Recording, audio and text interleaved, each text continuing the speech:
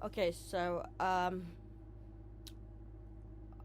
today is Friday, March 5th, right? Um, and I'm gonna have a second attempt at a bone marrow biopsy. Now, they did this, so it's a Friday today, so last Wednesday they tried to do this, um, and it was extremely painful. Um, Especially when I got home and the lidocaine or the freezing wore out. I was couldn't move at all. I had to go to the washroom. I had to crawl. Uh, so I'm pretty scared about today as well because I'm still in pain from last week, and they're gonna do it again under a CT scan. Uh, and well, of course, I'm afraid, and a lot of people, especially people for the medical profession, if you mention you're going to get it done, and they're going to like, whoa, that's really painful, or people who have had it done say it's painful and stuff. So, yes. So, the question is now is whether a patient should be allowed to say, look, doctor, I'm in a lot of pain. I'm telling you, a lot of pain here. You know, my joints don't work or works only for a few minutes and then it hurts up. My back hurts. I can't really sit up. I can't do much. I'm pretty much bedridden or something like that. And she said, doctor, I'm suffering. And by the way, I have the right to decline all diagnostic measures and treatment measures. And doctor gave me medical aid in dying because that's really what Adam Maier-Clayton is kind of saying. I mean, like, hey, the doctors in Windsor said that it's all in my head. I have somatic symptoms disorder, which is actually kind of a bogus diagnosis anyway, according to Alan Francis, who is the person responsible for developing the DSM-4.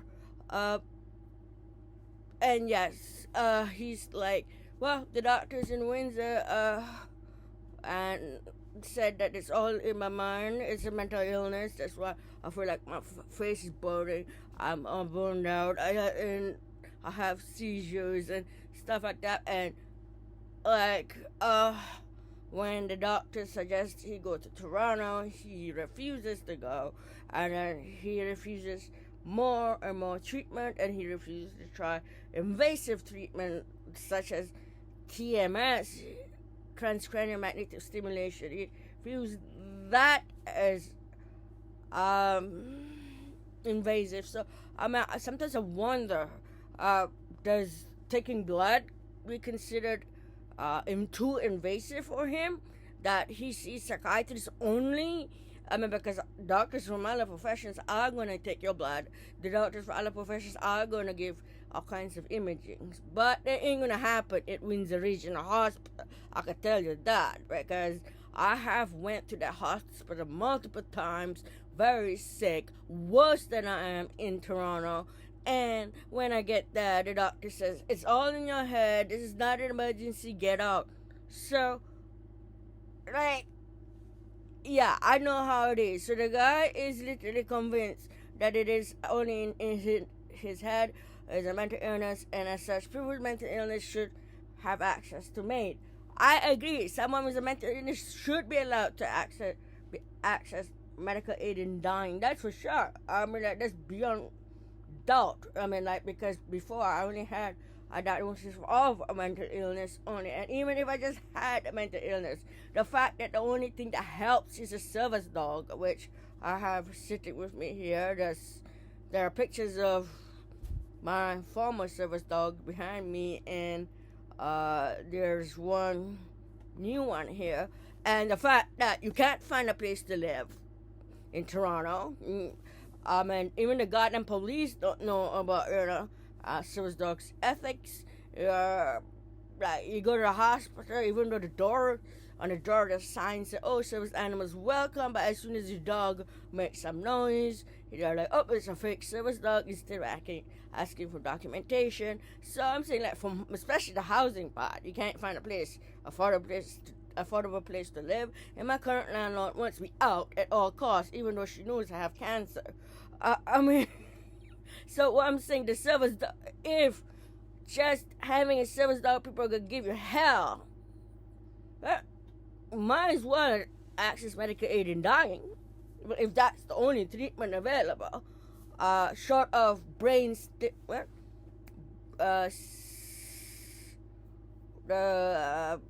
deep DBS, deep brain stimulation, which I did try to get into the clinical trials for PTSD, but I guess the doctors now say, "Hey, you got a dog, which will fix everything, or almost everything, so why would you want, like, deep brain stimulation?" But yes, because just that alone is enough. I think a person should be allowed to be euthanized, because, like, complex PTSD is very debilitating, and the fact that the only treatment available, at least for me, that works, which is a service dog, is such a hassle. People harass me, people that think I should live in the streets and stuff like that. I think it's enough for someone to say, "Look, doctor, I'm like, there's no treatment. The only treatment that's there is causing my life to be even more miserable in some ways. So, yeah, I need to be put to sleep, or to be euthanized." So I am for mentally ill people to be euthanized if they want to, after various independent psychiatrists. I'm not talking about all of them are in Windsor. No, one in Windsor, one in Toronto, not CAMH, that's related to Dr. Vilala there, but, like, an independent psychiatrist that nothing to do with Vilala, then okay, but not like, I'm just seeing psychiatrists and no other doctors, and this is all in my mind, and I want to die. I mean, I don't think even Belgium or the Netherlands will allow that.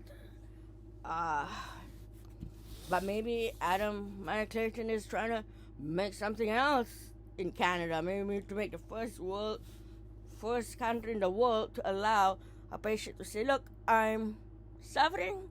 I don't want any diagnostic tests. I do not want any treatment, or I just want treatment by psychiatrist. But after 10 pills of trying, forget about it, and that's it. I want my life to end with the help of a medical professional. Okay, then. That's all for now. I'm gonna go focus on this biopsy, which may reveal that I do qualify for medical aid in dying, but not because of mental illness, but because of cancer. Now,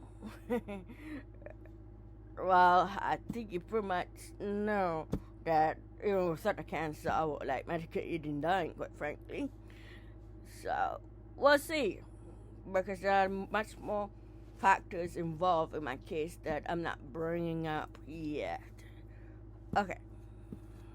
Bye, people, and I hope for the best for my biopsy. That hurt that much.